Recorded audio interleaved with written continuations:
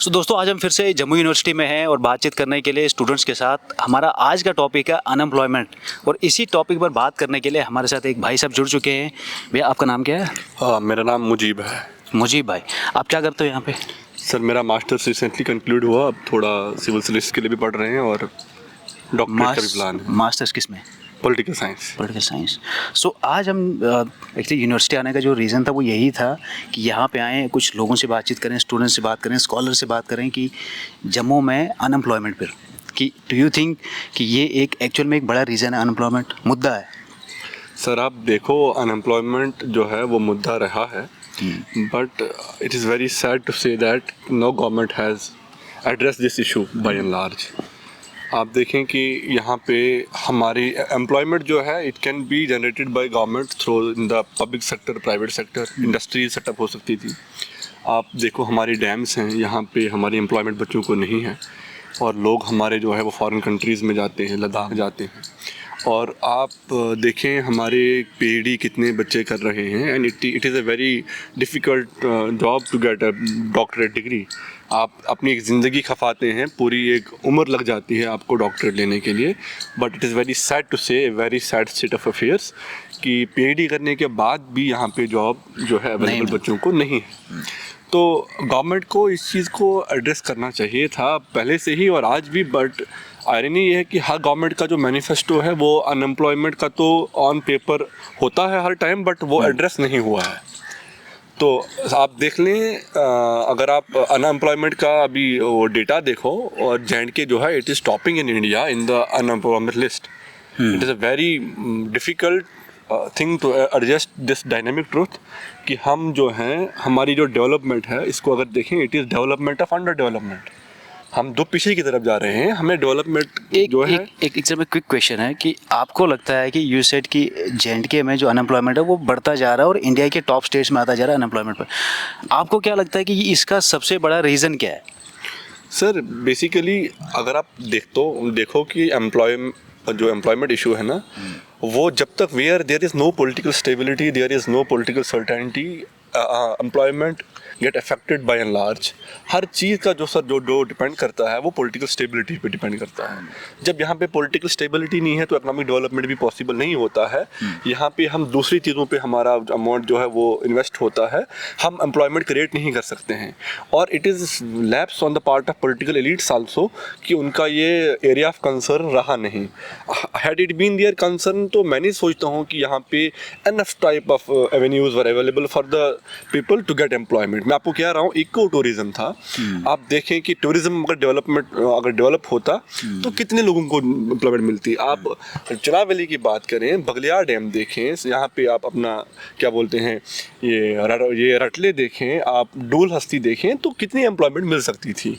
But जो है youth को हमेशा जो है पॉलिटिसाइज करके, यूथों को जो है झूठी आश्वासन जो है फेक प्रोमिस करके during time of elections, but जो है उनको एम्प्लॉयमेंट नहीं मिल रही है। सर मैं आपको बता रहा हूँ कि 2016 में अगर कोई जॉब एडवर्टीज होती है वो 2019 में पेपर होता है। तब तक वो बच्चे जो होते हैं वो तब तक वो ओवर एज हो जाते हैं। दूसरा रीज़न ये भी है कि जैसे इस साल के जो बच्चे प्रिपेयर कर रहे हैं, नेक्स्ट साल तक जो अभी पढ़ रहे हैं, तो एक जो आज के बच्चे हैं और नेक्स्ट ईयर के वो डबल नंबर हो जाता है। Double number sir. आप देखें अब 2014 के बाद देखें आप कितने बच्चे जो हैं वो रहबरे तालीम लगे, कितने बच्चे मास्टर्स करके हैं, कितने पीएचडी करके हैं। They are not even being able to secure the job in the schools.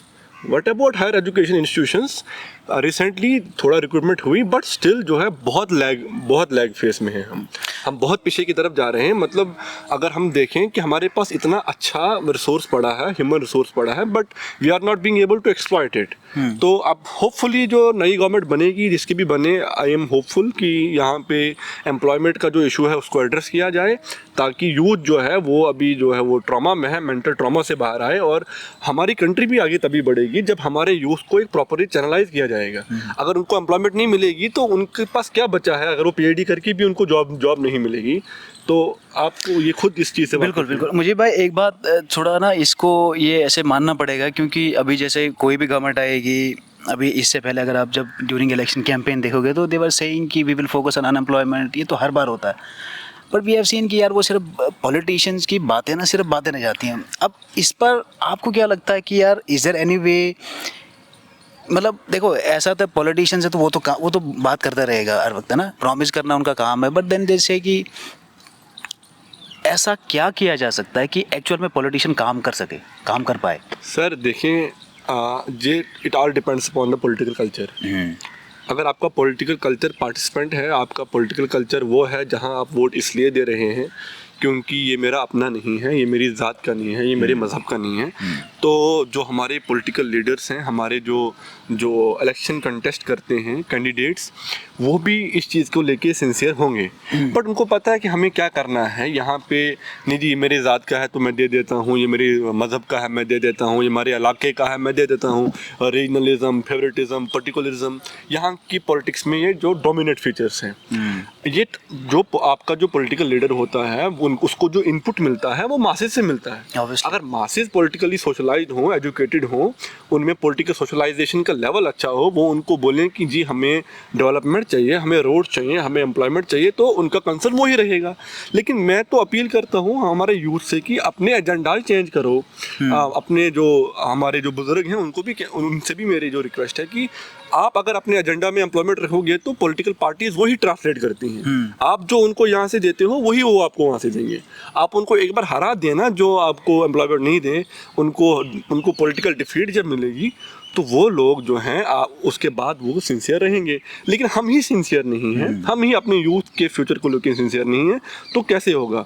तो मैं तो यही कहूँगा, it is a two way process. हमको खुद भी पॉलिटिकल पार्टिसिपेशन करना चाहिए। हमको जो है ये मजहब और ज़ात पात की राजनीति से उठ के जो डेवलपमेंट पॉलिटिक्स करनी चाहिए, कम्युनलिज्म को हमको ठुकराना चाहिए ताकि हम कहीं आगे बढ़ें। नहीं तो जो ट्रेंड कंटिन्यू है, मुझे कोई उम्मीद नहीं है आगे भी। लेकिन अब मुझे लग रहा है कि जो रिसेंट इलेक्शन होने वाले हैं, जो भी पार्टी पावर में आएगी, आई एम होपफुल कि कम से कम वो अब एम्प्लॉयमेंट जो है वो जनरेट करेंगे, अनएम्प्लॉयमेंट के इशू को वो थोड़ा सा एड्रेस करेंगे। क्योंकि अब उनको भी पता लग गया है कि यूथ जो है अब अवेयर हो गया है। हमारी ट्रेडिशनल पॉलिटिकल जो हमारी गेम थी उससे वो तंग आ चुके हैं। अब उनको डेवलपमेंट चाहिए। एक चीज़ जैसे हम बोलते हैं कि हमारे जो गाँव के जो लोग हैं या जो बाहर के लोग हैं, जो बुज़ुर्ग हैं या जो हमारी एज से बड़े हैं, उनका अपने एक रोल रहता है, या वो पॉलिटिशियंस पे शायद उतने अवेयर ना हो, क्योंकि अनएम्प्लॉयमेंट जो बेसिक जो मुद्दा है, वो बेसिक जो स्टूडेंट एज है या स्पेशली जो बच्चे हैं 24 से 25 साल की, जो जिनको जॉब चाहिए, तो उनके रोल को आप कैसे देखते हो इसमें? क्योंकि बाहर का कोई बंदा जो शायद बात करे ना करे, लेकिन एक स्टूडेंट है जो एक्चुअल में प्रिपरेशन कर रहा है, उसको जॉब से रिलेटेड कितना बोलना चाहिए और कितना वोकल रहना चाहिए इन सब चीज़ों पे बात करने के लिए? सर देखिए, मैं तो कहता हूँ कि एक स्टूडेंट को कम से कम अपने राइट्स के बारे में तो कम से कम अवेयर होना चाहिए। अगर आप इतना पढ़ रहे हो, आप सुबह और शाम तगो-दो करके मेहनत करके इस तपती धूप में घर से दूर होके खुद खाना बनाना, खुद पिसना, खुद कम फिर फाइनेंशियल कंस्ट्रेंट्स होते हैं बच्चों को, आप खुद इससे वाकिफ़ हैं। इतना आके अगर वो पूरी ज़िंदगी सर्व करते हैं यूनिवर्सिटीज़ में आके, मास्टर्स करके, नेट JRF करके, PhD करके, अपनी ज़िंदगी का यूथफुल एज जो है, जो सबसे ज़बरदस्त स्टेज होती है इंसान की लाइफ की कुछ भी करने का, वो अगर आप यूनिवर्सिटी में लगा के इतना कुछ दे के अगर आपको जॉब नहीं मिल रही है, देखिए अब पढ़ना इंसान को जॉब के लिए नहीं चाहिए, बट आप इस चीज़ को डिनाई नहीं कर सकते हो, जॉब बाय एंड लार्ज हर एक का इशू है। जॉब जब तक ना हो, आपको अखराजात घर के कैसे पूरे करेंगे? जो बेचारे गरीब घराने से, पार्डर से लोग आते हैं, जिनको ज़िंदगी में उनके माँ बाप इतनी मेहनत करके यहाँ पहुँचाते हैं, अगर उनको इतना पढ़ के भी जॉब नहीं मिलती है, तो मैं कहता हूँ ये बड़ी नालायकी है गवर्नमेंट की। अगर उनको जॉब नहीं मिलेगी तो फिर क्या फ़ायदा है? कैसा मतलब फिर क्या पॉलिटिकल लीडरशिप है? एक तो ये तो हो गया कि आई मीन ये तो हो गया कि चलो उनको बात करनी चाहिए, बट स्पेशली जो प्रिपरेशन कर रहे हैं, या तो वो ये कहते रहें कि सरकार काम करती रहे, या ऐसा बोलते रहें कि सरकार करेगी या करते रहना चाहिए, बट उनका अपना क्या रोल है अदर देन दैट कि वो प्रिपरेशन करें? उनको जैसे एक सोशल मीडिया का यूज़ आपको लगता है कि इसके लिए बहुत बड़ा यूज़ हो सकता है? सर मैं कहता हूँ सबसे पहले यूथ को खुद पॉलिटिकल एरेना में, इलेक्टोरल पॉलिटिक्स में आना चाहिए। वो पॉलिटिक्स को नैरोली कन्फाइन और नैरोली डिफाइन नहीं करें, वो पॉलिटिक्स को एक बुरी गेम नहीं कहें। पॉलिटिक्स एक ऐसी चीज़ है जिससे लोगों के अफेयर्स को मैनेज किया जाता है। वो खुद आए, इलेक्टोरल पॉलिटिक्स में कंटेस्ट करें, अपना मैनिफेस्टो लाएं, यूथ को मोबिलाइज करें, यूथ को एक एजेंडा दें। यूथ को खुद आना चाहिए, मतलब ज़रूरी नहीं है कि हम जो हैं अब वो ट्रेडिशनल पॉलिटिकल लॉयल्टीज़ में ही खोए रहें। हमको खुद आना चाहिए। जो PhD करके बैठे हैं, मैं बोलता हूँ कम से कम यार, nobody is best then you. You are expert, you are doctorate in your subject, आप हमसे ज्यादा जानते हो, आपको कुछ लोगों बात से तो ज्यादा करो इन जानते हो। टॉपिक्स पे। आप इन टॉपिक्स पे बात करो, आप खुद पॉलिटिक्स में आओ, आप खुद इलेक्शन कंटेस्ट करो, आप लोगों को अवेयर करो, यही हाल है। अगर मैं तो कहूँगा कि प्लेटो का कहना था कि मैं पॉलिटिक्स से I am indifferent to politics, but the only reason I am coming to politics is that I don't want anybody who is incompetent to rule me. So if I want any competent leader, I should be able to come myself. Otherwise, I will be governed by those who are incompetent. मेरी सियासत से इतना ही जो है ताल्लुक है कि मेरे शहर का शहजादा, मेरे शहर का जो रूलर हो, कोई कमजर्फ न बने। तो अगर आप चाहते हो कमजर्फों को बाहर लाना, तो आपने अपने जर्फ का इस्तेमाल करके सियासत में आना चाहिए। सियासत को अच्छा बनाओ, लोग आपकी स्टेट्समैन की, आप ऐसे पॉलिटिशियन बनो कि पूरा इंडिया आपकी मिसाल दे। तो आप अपने आप को एक रोल मॉडल लाओ, यूथ की बात करो, यूथ को मोबिलाइज करो, और अगर आप मतलब फिर कॉम्पिटिटिव पॉलिटिक्स बनेगी, तब जो है हमारी जो पॉलिटिकल पार्टीज जो आएंगी, उनका मैनिफेस्टो जो है वो फिर कंसर्न जो है यूथ का, उसको एड्रेस करेंगे। यूथ को खुद भी आना चाहिए पॉलिटिक्स में। ठीक है, ये तो हमारा हो गया कि ऐसा होना चाहिए, बट आपको लगता है कि जिस तरीके के जैसे पॉलिटिकल इंस्टेबिलिटी जम्मू कश्मीर में देखी है, उससे हमारे कुछ लोगों ने ये सबक सीखा होगा, और आपको लगता है कि फ्यूचर में कुछ ऐसा हो सकता है? सर देखो, we are not only in J&K, overall India की बात कर लेते हैं। सर लाशक पॉलिटिकल इंस्टेबिलिटी एक इशू है, बट आपको आना चाहिए, फिर भी कंटेस्ट करना चाहिए। अगर आप सिर्फ पॉलिटिकल इंस्टेबिलिटी का बहाना लेके करोगे, तो फिर कब तक आप पॉलिटिकल इंस्टेबिलिटी का बहाना लेके लोगों के इश्यूज को मतलब नहीं दिखोगे। आपको जेन्युइन लेवल पे रैशनल अप्रोच लेके आना चाहिए। पॉलिटिकल इंस्टेबिलिटी भी तभी टैकल होगी जब हम खुद स्टेबल हों, जब हम खुद पॉलिटिक्स में आना चाहेंगे, वो पॉलिटिकल इंस्टेबिलिटी तब उसको टैकल किया जाएगा। जब आप खुद ही पॉलिटिक्स में ना हो और पॉलिटिकल इंस्टेबिलिटी को तो परपिचुएट होगी, वो तो बढ़ती जाएगी। आप अगर कह रहे हो कि कोई प्रॉब्लम है, कोई बीमारी है, उस बीमारी का कोई संविधान तो लाना है, उसका कोई तोड़ तो लाना है। अगर आप कह रहे हो किसी को बुखार है, अगर उसको पैरासीटामोल नहीं दोगे तो बुखार खत्म नहीं होगा। अगर पॉलिटी है, डिजीज्ड पॉलिटी है, उस डिजीज पॉलिटी को, बीमार सियासत को, उस बीमार रियासत और सियासत को ख़त्म करने के लिए एक ऐसे काबिल और अहल लीडर की ज़रूरत है जो इस बीमार सियासत से लोगों को छुटकारा ले। इस बार के इलेक्शंस में हमने देखा कि J&K में बहुत सारे इंडिपेंडेंट जो MLAs के लिए जो इलेक्शन लड़े हैं, तो ये बात कहीं ना कहीं उस चीज़ को जैसे सपोर्ट करती है कि शायद कुछ लोगों को नॉर्मल जैसे ट्रेडिशनल जो जैसे फुल टाइम जो पॉलिटिशियंस होते थे, उनसे हटकर अगर कोई बंदा जैसे इंडिपेंडेंट लड़ रहा है, तो कहीं ना कहीं वो एक पॉलिटिकल अवेयरनेस है। आपका क्या कहना है उस पर? सर देखिए, पॉलिटिकल जो इंडिपेंडेंट कैंडिडेट्स हैं, उनका भी एक अपना ही मसला होता है। अगर वो लोगों के लिए उनकी प्रॉस्पेरिटी के लिए, उनकी डेवलपमेंट के लिए उठेंगे, तो मुझे नहीं लगता है उनको हराएगा। बट यहाँ पे क्या होता है कि हर बाय एंड लार्ज, सारे तो नहीं, independent candidates often are proxies of the governments, किसी न किसी, हाँ, किसी न किसी तरीके से 50% ही रखो, तो लोगों का वो एतमाद जो है उनसे गिर जाता है। पब्लिक ट्रस्ट हासिल करना है। पब्लिक ट्रस्ट अगर आप मतलब हासिल करोगे, तो फिर आप इंडिपेंडेंट उठो या कुछ भी उठो, आप जीत जाओगे। लेकिन आपको अपना एजेंडा, आपने अपना शऊर, आपने अपना लोगों के तई आपका खुलूस होना चाहिए, फिर लोग आपको सपोर्ट करेंगे। इंडिपेंडेंट कैंडिडेट अच्छे हैं, वो ऐसी बात नहीं है, they will and I think they will be the king maker in the upcoming government. But let's see what will happen. आज का इंतजार है हमें भी, क्या होगा। बट आई होप कि जो भी गवर्नमेंट आए, वो यूथ का जो इशू है वो उसको एड्रेस करें। ठीक है, ये तो हमारी चॉइस रहेगी या हमारा जैसे विश रह गया कि वो आएँ और फिर से बात करें, और ये तो सालों से होता है। इस बार भी जो होगा ये वही होगा थोड़ा सा।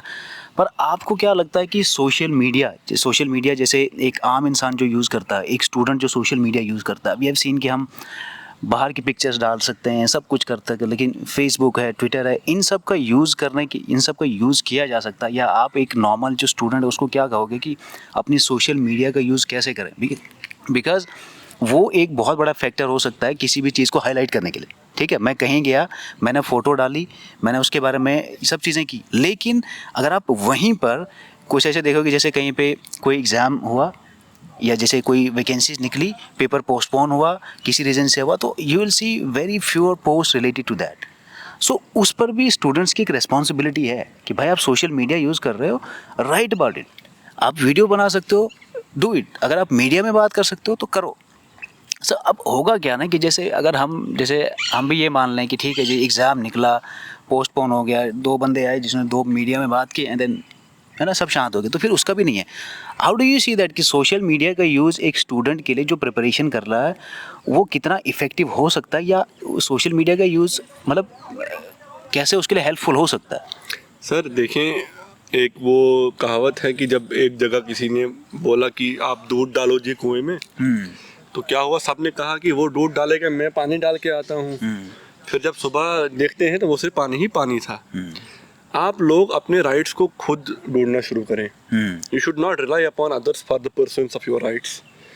मेरा यही मानना है कि आपको, आपके साथ अगर कोई एग्ज़ाम हो रहा है और आपके साथ उसमें धांधलियाँ हो रही हैं, एसएसबी में हुई, नेट के एग्ज़ाम में धांधलियाँ हुई, हर बार हो रहा है, बहुत हो रहा है, तो मैं आप बताता हूँ 10 लाख एस्पायरेंट अगर हैं तो 10,000 भी वीडियोस क्यों नहीं हैं? हाँ, वही अगर मेरा आप सारे कंसर्न वही है। वीडियो हाँ। सोशल मीडिया यूजर हो, इसको पॉजिटिव वे में यूज करो, आप लोगों को मोबिलाइज कर सकते हो। यही तो मैं कह रहा हूँ, आप यूथ का यही तो काम है, इंटेलेक्चुअल क्लास का यही तो काम है कि अपने यूथ को मोबिलाइज करो। भाई यहाँ पे जो है मेडिकल कॉलेज में फैसिलिटी नहीं है, उसको मोबिलाइज करो। 10 लोग जब करेंगे तो अथॉरिटीज को उसको एड्रेस करना पड़ेगा। अगर यहाँ पे जेके एसएसबी में इशू हुआ, कितने लोगों ने जो उसके खिलाफ ओपन बोला, जी ये बहुत गलत है। I have not seen hardly above 50 videos. हर एक इंडिविजुअल को अपने अपने अकाउंट से इस पे वीडियो डालनी चाहिए, ताकि एक यूथ को एक प्लेटफॉर्म है उसका सोशल मीडिया।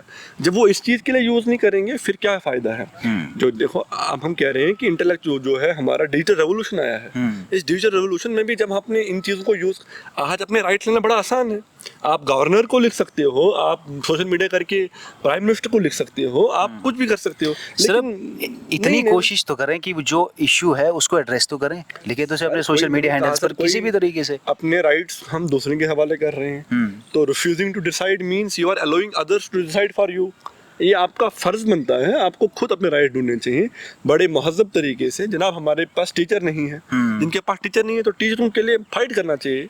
अगर आज भी मैंने रिसेंटली देखा कंट्रेक्चुअल एसोसिएशंस का जो इशू था, मैं सुनने में आया कि कॉलेज में 2-2 महीने से क्लास नहीं लगी है। तो उन बच्चों ने कभी, मैंने तो देखा नहीं कोई वीडियोस आई, किया होगा, कोई प्रोटेस्ट किया, कोई गवर्नमेंट से डिमांड की, तो तभी देखो ये सारा इनपुट है।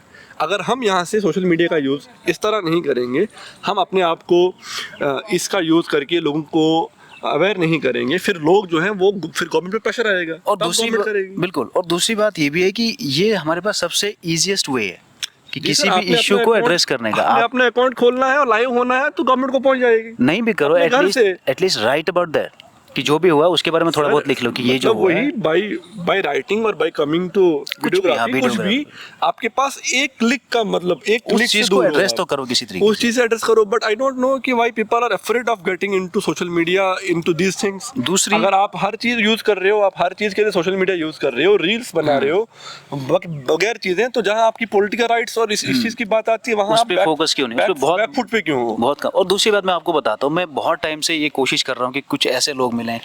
तो मेरा यूनिवर्सिटी आने से पहले मैं लाइब्रेरी जा रहा था जहाँ पे जो बच्चे प्रिपरेशन कर रहे हैं। तो कॉन्सेप्ट ये था कि अगर मैं कॉलेज आता हूँ तो कॉलेज वाला तो अभी पढ़ रहा है, उसको लगेगा कि शायद अनएम्प्लॉयमेंट उसके लिए इतना बड़ा इशू नहीं है, क्योंकि उसको लगता है कि मेरे पास अभी 1 साल 2 साल 3 साल है, तो 3 साल तक कुछ ना कुछ हो जाएगा। तो जो मेन प्रॉब्लम होगी वो उसको होगी जो या तो 2-3 साल से प्रिपरेशन कर रहा है, एग्ज़ाम दे रहा है, उसको कुछ हो नहीं रहा है। सो मैंने लाइब्रेरी जाना शुरू किया बच्चों से बात करने की, और आपको ये जानकर बहुत हैरानी होगी कि कोई भी बात करने को रेडी नहीं था। और जब मैं उनसे बात करता था कि मैं उनको बोलता था कि यार तुम्हें किसी सरकार के खिलाफ कुछ बोलना नहीं है, इट जस्ट कि अगर आपको लगता है कि अनएम्प्लॉयमेंट एक बिग इशू है, अगर पेपर जैसे वैकेंसीज निकल रही हैं पर अगर वो पोस्टपोन हो रहे हैं, तो आपका फ़र्ज़ बनता है कि इस पर बात करो। और इस पर बात करने के लिए आपसे बेटर कोई नहीं हो सकता है, क्योंकि आपने वो चीज़ें फेस की हैं। तो कोई बात करने को राज़ी नहीं होता। अब ये डर है, ये क्या है, तो मुझे ये समझ में नहीं आता है कि स्टूडेंट क्यों करते हैं। और अगर आप, कोई भी इंसान ये देख रहा होगा जो प्रिपरेशन कर रहा है, उस इंसान को आप क्या कहोगे कि भाई डरने की ज़रूरत नहीं है, तुम इन इश्यूज़ को सही से बात करो, क्या कहोगे ऐसे लोगों को? सर, ऐसे लोगों के लिए मेरा ये मैसेज है कि अगर आप अपने राइट्स को बड़े कॉन्स्टिट्यूशनल बाउंड्रीज में ले रहे हो, you are speaking and you are not speaking that is affecting the territorial integrity and sovereignty of a nation of India, you can speak, but you should know what to speak, when to speak and how to speak. अपने right लेने के लिए एक proper तरीका होता है। ये एक डेमोक्रेटिक कंट्री है, एक सेकुलर कंट्री है, एक फेडरल कंट्री है, यहाँ जमहूरी मुल्क है, हर एक को बोलने का हक है। अगर आप अपनी मतलब एक लिमिट्स में बात करो, लिमिट्स में बात करने का तरीका ये है कि आपको अपने राइट्स लेने का एक प्रॉपर वे होता है। You can not resort to violent means. You cannot say anything that is affecting the sovereignty of the India. So you can speak and you should speak. If you will not speak, it will look like it is not a democratic country. It is the largest democracy of the world. You should speak for your rights. Until and unless you will not speak for your rights, what will happen is that we will be getting into the development of underdevelopment. In the words of A.G. Frank, कि हम उस development में जाएंगे जो पीछे की तरफ जाएगी अगर हम बोलेंगे नहीं. तो बोल के लब आज़ाद हैं तेरे, तो हमको बोलना चाहिए. अब जो जेन्युइन इश्यूज हैं उनके लिए बोलना चाहिए, ताकि अगर हम चाहते हैं कि उन इश्यूज का रिड्रेसल कुछ हल हो. जी. कुछ हल. सो ये तो रहा ओवरऑल कन्वर्सेशन. अभी जो कमिंग गवर्नमेंट होगी, आपको क्या लगता है कि आपका उसके लिए क्या सजेशन रहेगा कि यार जो गवर्नमेंट का जो मेन फोकस होना चाहिए अनएम्प्लॉयमेंट को ख़त्म करने के लिए, what are the ways, let's say we can say कि जो वैकेंसीज हैं उनको फिल किया जाए. सर पहले तो क्या इसको किया ना जा ये एक स्ट्रीमलाइन किया जाए सिस्टम को. हर साल जो है सिविल सर्विस के लिए पोस्ट आनी चाहिए. हर साल रिक्रूटमेंट होनी चाहिए. लाइक 10+2 हो, प्रोफेसर हो. अच्छा, आपकी जो मतलब प्राइमरी स्कूल में, हाई स्कूल में जो हमारे पास बहुत ज़्यादा रिसोर्स पड़ा है, और इतना बेस्ट सोर्स है कि मैं आपको बोल नहीं सकूंगा कितने बेस्ट बच्चे अभी बैठे हैं जो हमारे सीनियर्स हैं, हमें जो हमारे से 4-4, 5-5 साल बड़े हैं, बेस्ट इन देयर फील्ड. तो उनको लगाया जाए ताकि जो ग्रोथ है कंट्री की वो हो. आपके जो हाइड्रो इलेक्ट्रिक प्रोजेक्ट्स हैं वहाँ पे बच्चों को दे दो. आप इको टूरिज्म को डेवलप करो. आप एक रैशनल अप्रोच लेके चलोगे तो एम्प्लॉयमेंट मिल ही जाएगी. उतना कौन सा रॉकेट साइंस है इसमें. पर नॉर्मल अप्रोच लेके भी चलोगे तब भी एम्प्लॉयमेंट मिलेगा. बट आपकी अगर कंसर्न ही नहीं है तो फिर ये इशू एड्रेस नहीं होगा. और इन सबसे बड़ी बात है, जो एम्प्लॉयमेंट ढूंढ रहा है उसको थोड़ा ज़्यादा एक्टिव रहना पड़ेगा. हाँ, सोशल मीडिया का यूज़ करो, स्पीक अबाउट दैट, तो चीज़ें तो आप जाओ गवर्नमेंट को क्वेश्चन करो. गवर्नमेंट अवेलेबल होगी, इलेक्टेड गवर्नमेंट आने वाली है, जिसकी भी हो वही. And that government is accountable to the public. आप जो है डेमोक्रेटिक कंट्री में जी रहे हो, आप जाओ मांगो. एक दिन नहीं, 2 दिन नहीं, कहीं ना कहीं मिल ही जाएगा.